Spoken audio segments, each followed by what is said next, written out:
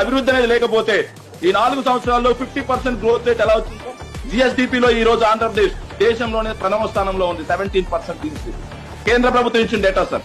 ఇకపోతే పరిశ్రమలే రావట్లేదన్నారు. మొన్న ఎంఓయూలు కుదుర్చుకున్న వాటిల్లోనే 38 గ్రౌండ్ చేశాం సార్.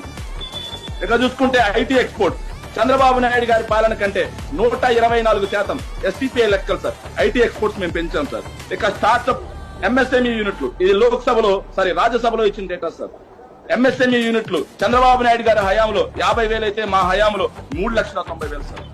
ఇక స్టేట్ వైజ్ ఎక్స్పోర్ట్స్ డేటాలో చంద్రబాబు నాయుడు గారి హయాంలో 20వ స్థానంలో ఉంటే ఈ రోజు 5వ స్థానానికి ఎగబార్చాం సార్.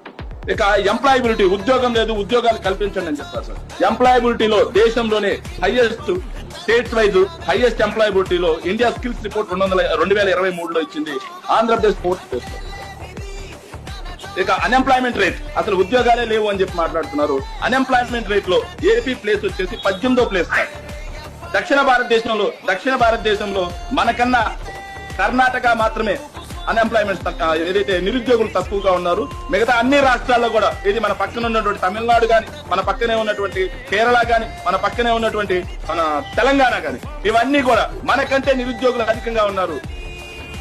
దేశంలోనే మనం 17వ ప్లేస్ లో ఉన్నాం. అంటే ఈ ప్రభుత్వం వచ్చిన తర్వాత నిరుద్యోగం ఎంత తగ్గింది అనేది కూడా మీరు చూడాలి సార్.